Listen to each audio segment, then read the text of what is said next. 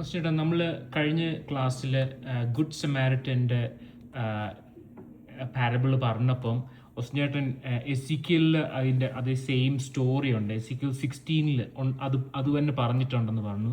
ഞാനത് വായിച്ചിട്ട് പക്ഷേ എനിക്ക് ആ കണക്ഷൻ മേക്ക് ചെയ്യാൻ പറ്റിയില്ല.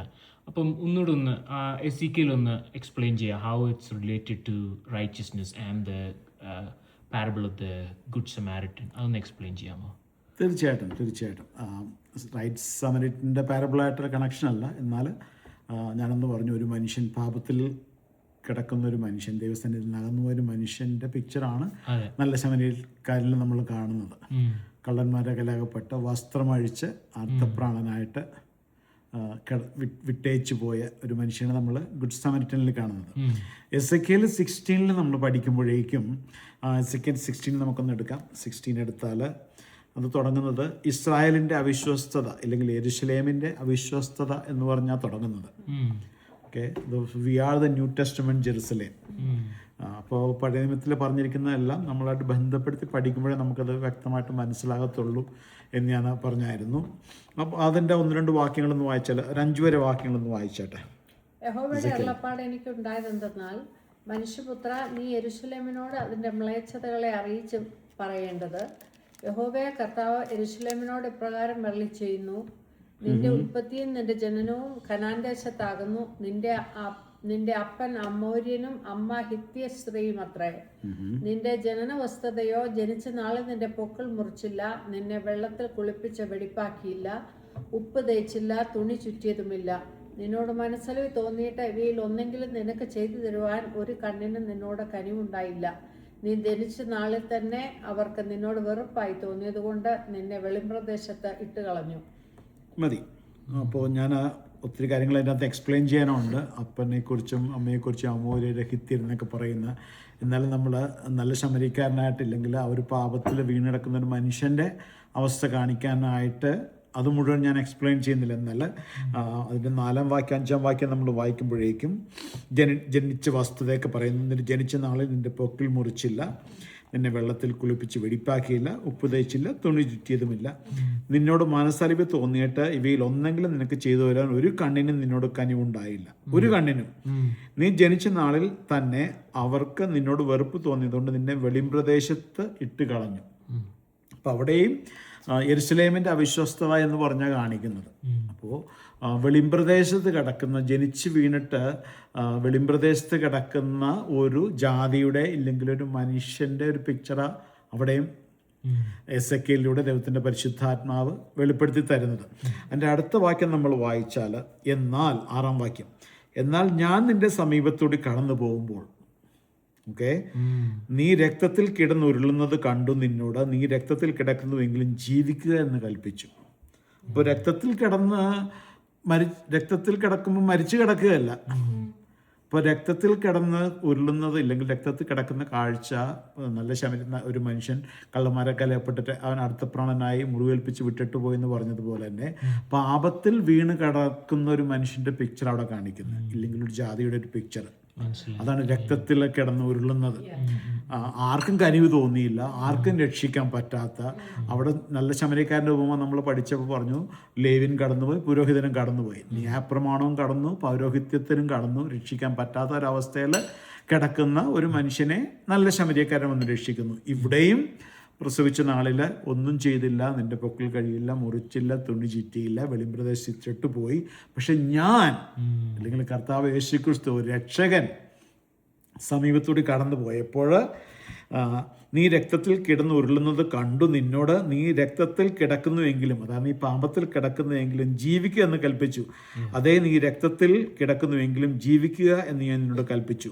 വയലിലെ സസ്യം പോലെ ഞാൻ നിന്നെ പെരുകുമാറാക്കി, നീ വളർന്ന് വലിയവളായി അതിസൗന്ദര്യം പ്രാപിച്ചു, നിനക്ക് ഉന്നത സ്ഥാനവും ദീർഘകേശവും ഉണ്ടായി, എങ്കിലും നീ നഗ്നയും അനാവൃതയുമായിരുന്നു. അപ്പോൾ ജീവിച്ചു, സ്റ്റിൽ നേക്കഡ്. എന്നിട്ട് 8-ാം വാക്യം പറയുന്നു, ഞാൻ നിന്റെ അരികെ കൂടി കടന്നു പോയി, അരികെ കൂടി കടന്ന് നിന്നെ നോക്കിയപ്പോൾ നിനക്ക് പ്രേമത്തിൻ്റെ സമയമായി എന്ന് കണ്ടിട്ട് എൻ്റെ വസ്ത്രം നിന്റെ മേൽ വിരിച്ച് നിന്നെ നഗ്നത മറച്ചു. അവിടെയും പാപത്തിൽ കിടക്കുന്ന ഒരു മനുഷ്യ ജാതി, ഒരു മനുഷ്യകുലം. ഇവിടെ യെരുശലേമിനെ കുറിച്ച് പറയുമ്പോഴേക്കും നമ്മൾ ഓരോരുത്തരും പിറന്ന് വീഴുന്നത് പാപത്തിലാണ്, ഞാൻ പറഞ്ഞു അല്ലേ. അതെ. പാപത്തിൽ എൻ്റെ അമ്മ എന്നെ ഗർഭം ധരിച്ചു എന്നൊക്കെ പറയുമ്പോഴേക്കും ആ പാപത്തിൽ ജീവിക്കുന്ന ഒരു മനുഷ്യനെ ദൈവം കാണുമ്പോൾ നഗ്നനായിട്ടാണ് കാണുന്നത്. മനസ്സിലായ? അതുകൊണ്ടാണ് നമ്മൾ രക്ഷിക്കപ്പെട്ട് സ്നാനത്തിൻ്റെ ഉപദേശമൊക്കെ പറയുമ്പോഴേക്കും പറയുന്നുണ്ട്, ക്രിസ്തുവിനോട് ചേരുവാൻ സ്നാനമേറ്റിരിക്കുന്ന നിങ്ങൾ ക്രിസ്തുവിനെ ധരിച്ചിരിക്കുന്നു. ഒരു ക്ലോത്തിങ് ആയിട്ടാണ് പറഞ്ഞേക്കുന്നത്. നീതിയുടെ വസ്ത്രമാണ് ധരിക്കുന്നത്. എന്നാൽ സ്നാനപ്പെടുമ്പോൾ സംഭവിക്കുന്നത് ക്രിസ്തുവിനോട് ചേരുവാൻ സ്നാനമേറ്റിരിക്കുന്ന നിങ്ങൾ ക്രിസ്തുവിനെ ധരിച്ചിരിക്കുന്നു എന്ന് പറയുന്നത്. ഇപ്പോൾ നിങ്ങൾ എന്നെ ഇപ്പോൾ കാണുമ്പോൾ ഞാൻ ധരിച്ചിരിക്കുന്നത് എന്താ?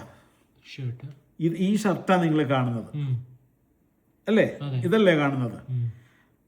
അപ്പോൾ ആ വാക്യം പറയുന്നു, ക്രിസ്തുവിനോട് ചേരുവാൻ സ്നാനം പറ്റിയിരിക്കുന്ന നിങ്ങൾ ക്രിസ്തുവിനെ ധരിച്ചിരിക്കുന്നു എന്ന് പറയുമ്പോഴേക്കും പുറമേ നോക്കുന്ന ഒരാൾ എന്തായിരിക്കും കാണുന്നത്? ക്രൈസ്റ്റ്. അപ്പോൾ ദൈവം നോക്കുമ്പോഴേക്കും ഞാൻ പറഞ്ഞു, ദൈവം ആ നീതിയുടെ വസ്ത്രം ഇട്ടിരിക്കുന്നത്.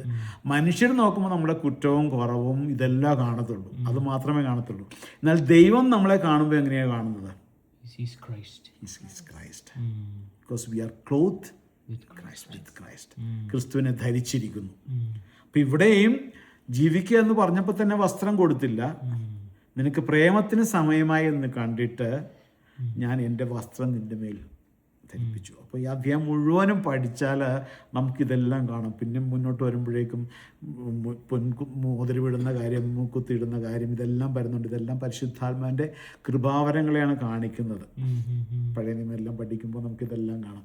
എലിയാസർ കല്യാണം ആലോചിച്ച് പോകുമ്പോഴും ആദ്യം ഇല്ലെങ്കിൽ ബാല്യക്കാരൻ പോകുമ്പോഴും റബേക്ക കാണുമ്പോഴേക്കും ഇഷ്ടപ്പെട്ട് കഴിയുമ്പോഴേക്കും ഉടനെ വളകളും പൊന്മുത്തിയും മോതിരവും മുക്കുത്തിയും ഇതെല്ലാം ധരിപ്പിക്കുന്നുണ്ട്.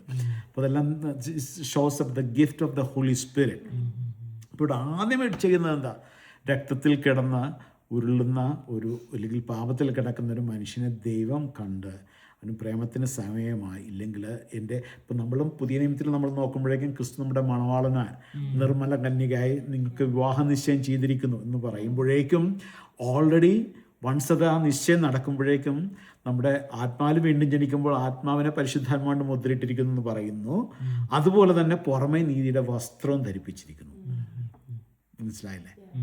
അപ്പോൾ ആ വസ്ത്രം തരുന്നത് ആരാ? ദൈവമാണ് അല്ലേ?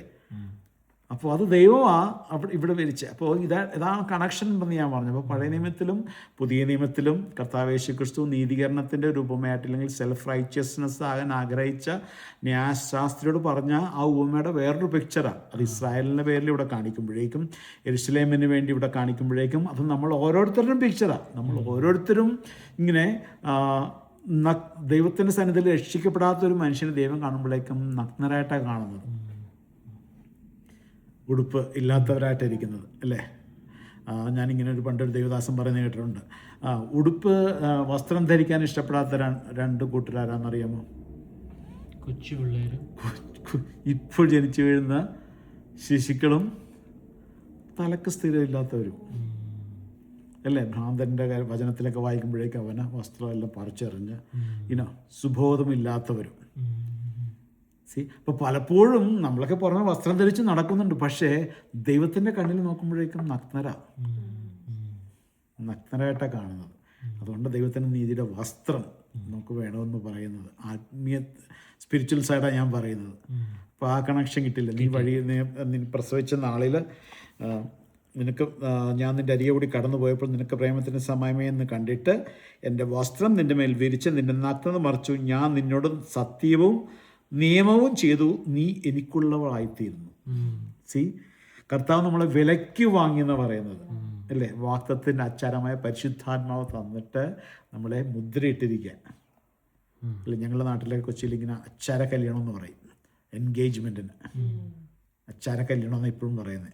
അതിന് കഴിഞ്ഞിട്ട് മനസ്സമ്മതമുള്ള പിന്നെയാണ് കല്യാണം. അപ്പോൾ ദൈവം ആ ടെർമിനോളജി തന്നെയാണ് വചനത്തിൽ പറഞ്ഞിരിക്കുന്നത്. വാഗ്ദത്തത്തിൻ അച്ചാരമായ പരിശുദ്ധാത്മാവിനാൽ മുദ്രയിട്ടിരിക്കുന്നു. അപ്പോൾ ഇവിടെ അത് തന്നെ പറയുന്നത്, നിൻ്റെ മേൽ വിരിച്ച് നിനക്ക് നഗ്നത മറച്ചു, ഞാൻ നിന്നോട് നിയമവും സത്യവും നിയമവും ചെയ്തു, നീ എനിക്കുള്ളവൾ ആയിത്തീർന്നു എന്ന് കർത്താവിൻ്റെ അരുളപ്പാട്. പിന്നെ ഞാൻ നിന്നെ വെള്ളത്തിൽ കുളിപ്പിച്ച് രക്തം കഴുകി കളഞ്ഞ് എണ്ണ പൂശി അപ്പോൾ സ്നാനത്തിൻ്റെ കാര്യങ്ങളെല്ലാം വരുന്നു, പരിശുദ്ധാത്മൻ്റെ ദാനങ്ങൾ വരുന്നു. എണ്ണ പൂശി, ഞാൻ നിന്നെ വിചിത്ര വസ്ത്രം ധരിപ്പിച്ചു, തഹശുത്തോൾ കൊണ്ടുള്ള ചെരിപ്പിടുവിച്ചു, ശാണപടം കൊണ്ട് ചുറ്റി പട്ടുപുതപ്പിച്ചു, ഞാൻ നിന്നെ ആഭരണം അണിയിച്ചു, നിൻ്റെ കൈക്ക് വളയും കഴുത്തിൽ മാലയും ഇട്ടു, ഞാൻ നിൻ്റെ മൂക്കിന് മുക്കുത്തിയും കാതിൽ കുണുക്കും ഇട്ടു, തലയിൽ ഭംഗിയുള്ളൊരു കീടം വെച്ചു. ഇങ്ങനെ നീ പൊന്നും വെള്ളിയും അണിഞ്ഞു. നിൻ്റെ ഉടുപ്പ് ശണവടവും പട്ടും വിചിത്ര വസ്ത്രവുമായിരുന്നു. നീ നേരിയ മാവും തേനും എണ്ണയും ഉപജീവിച്ച ഏറ്റവും സൗന്ദര്യമുള്ളവരായി തീർന്നു. നിനക്ക് രാജത്വവും സിദ്ധിച്ചു. Succeeded to royalty. So who are we in Christ once you born again? Royal priesthood. Royal priesthood. കർത്താവിൻ്റെ മണവാട്ടി, അതേസമയം തന്നെ രാജകീയ പുരോഹിത വർഗം. നിനക്ക് രാജ്യത്വവും സിദ്ധിച്ചു. അപ്പോൾ ഈ യെരുശലേമിനെ കുറിച്ച് അത് പറഞ്ഞിരിക്കുമ്പോൾ it is talking about each one of us who come to faith. ആ ഒരു കണക്ഷൻ കുറച്ച് കിട്ടിയോ? കിട്ടി. അപ്പോൾ അങ്ങനെ ആ നീതിയുടെ വസ്ത്രം വചനത്തിൽ പറഞ്ഞിരിക്കുന്നതെല്ലാം നീതിയുടെ വസ്ത്രമായിട്ട് നമ്മൾ കണക്ട് ചെയ്ത് നമുക്ക് അനേക കാര്യങ്ങൾ ഇതുപോലെ നമുക്ക് കണക്ട് ചെയ്യാനും പറ്റും. നമുക്ക് അതിൻ്റെ അകത്ത് പറഞ്ഞിരിക്കുന്ന ആത്മീയ സത്യങ്ങൾ നമുക്ക് വെളിപ്പെടുകയും ചെയ്യും. അപ്പോൾ യെരുശലേമിൽ ഇല്ലെങ്കിൽ ദൈവത്തിൻ്റെ സന്നിധിയിൽ നിന്ന് മാറിപ്പോകുന്ന, അല്ലെങ്കിൽ ദൈവത്തിൻ്റെ സന്നിധിയിൽ കടന്നു വരുന്ന ഒരുത്തനെ എപ്പോഴും കള്ളൻ ഫോക്കസ് ചെയ്യുന്നത്, പിശാച് വരുന്നത് മോഷ്ടിക്കാൻ, അറുക്കാനും ഒടിക്കുവാനും വരുന്നു എന്ന് പറയുമ്പോഴേക്കും അവൻ്റെ ഫസ്റ്റ് നോട്ടം നമ്മളുടെ സമ്പത്ത് ഇതൊന്നുമല്ല. കാരണം സമ്പത്തെല്ലാം അവൻ്റെ കയ്യിൽ ഇഷ്ടം പോലെ ഉണ്ട്. അതുകൊണ്ടാണ് കർത്താവ് യേശുക്രിസ്തുവിനെ പരീക്ഷിച്ചപ്പോഴാമെന്ന് പറഞ്ഞത്, ഈ സമ്പത്തെല്ലാം എൻ്റെ കയ്യിലിരിക്കുന്നു, ലോകത്തിൻ്റെ സകല മഹത്വം കാണിച്ചിട്ട് ഇതെല്ലാം എൻ്റെ കയ്യിലിരിക്കുന്നു, വീണ് നമസ്കരിച്ചാലും നിനക്ക് തരാം എന്ന് യേശുക്രിസ്തുവിനോട് പറയുക പിശാച്. അവന് നോട്ടം നീതിയുടെ വസ്ത്രമാണ്. നമ്മളുടെ മേലെ കർത്താപിതാവായ ദൈവം യേശുക്രിസ്തു മൂലം നമ്മളെ അണിയിച്ചിരിക്കുന്ന നീതിയുടെ വസ്ത്രം എടുക്കാൻ അവൻ നോക്കുന്നത്. No, he cannot take that back. ആമേൻ. അപ്പോൾ ആ ഒരു ചെറിയൊരു കണക്ഷൻ കിട്ടിയല്ലോ. ഇനി അനേക കാര്യങ്ങൾ നമുക്ക് നീതിയുടെ വിഷയത്തെക്കുറിച്ച് നമ്മൾ ചിന്തിക്കാം. നമ്മൾ ചുങ്കക്കാരൻ്റെയും പരീക്ഷൻ്റെയും പ്രാർത്ഥന പഠിക്കുമ്പോഴും അതെല്ലാം നമുക്ക് കാണാം. തന്നെത്താൻ നീതീകരിക്കാൻ ഇച്ഛിച്ചിട്ടുള്ള വിഷയങ്ങൾ. അപ്പം നമ്മൾ ആ ഒരു വിഷയം നമ്മൾ ഫോക്കസ് ചെയ്യുമ്പോൾ മാത്രമേ ഈ വചനത്തിലിരിക്കുന്ന ഈ കാര്യങ്ങൾ നമുക്ക് വെളിപ്പെടുത്തി തരത്തുള്ളൂ. നമ്മളിതൊരു വായിച്ചൊരു കഥയായിട്ടെല്ലാം പോയി കഴിഞ്ഞാൽ, ഞാൻ നേരത്തെ പറഞ്ഞാൽ നല്ല ശമരിക്കാൻ എല്ലാവർക്കും അറിയാം, നല്ല ശമരിക്കാൻ. Okay, we just focus only that one. ഒരിക്കൽ ഞാൻ മുടിയനായ പുത്രൻ്റെ ഉപമ പറഞ്ഞതുപോലെ തന്നെ, മുടിയനായ പുത്രൻ എന്ന ടൈറ്റിൽ കാണുമ്പോൾ തന്നെ അത് മാത്രമേ നോക്കത്തുള്ളൂ. അതിൻ്റെ അകത്തുള്ള വേറൊരു കാര്യം നമ്മൾ ചിന്തിക്കത്തില്ല. അപ്പോൾ അത് എന്തിനു വേണ്ടിയാണ് കർത്താവ് യേശുക്രിസ്തു ഉപമ പറഞ്ഞത്? അത് മനസ്സിലാക്കി നമ്മൾ ചിന്തിക്കുമ്പോഴാണ് കർത്താവ്. ഇല്ലെങ്കിൽ ഞാൻ എപ്പോഴും പറയുന്നത്, നമ്മൾ ഈ വചനം വായിക്കുമ്പോഴെല്ലാം കർത്താവെ എന്നോട് സംസാരിക്കണം, ഇല്ലെങ്കിൽ തിരുവെഴുത്ത് തിരിച്ചറിയാൻ എൻ്റെ ബുദ്ധി നീ തുറന്നു തരണം, ഈ വചനത്തിലൂടെ എന്നോട് സംസാരിക്കണം. ഇങ്ങനെ നമ്മൾ പ്രാർത്ഥിച്ചുകൊണ്ട് നമ്മൾ വചനം വായിക്കുമ്പോഴാണ്, ധ്യാനിക്കുമ്പോഴാണ് ദൈവത്തിൻ്റെ പരിശുദ്ധാത്മാവിൽ നമുക്ക് കൂടുതൽ തുറന്നു തരുന്നത്, റെവലേഷനായിട്ട് കിട്ടുന്നത്. Once you get that revelation, you got that in your heart level. Amen. കിട്ടിയെന്ന് വിചാരിക്കുന്നു അല്പം. Yes, thank you. All right, God bless.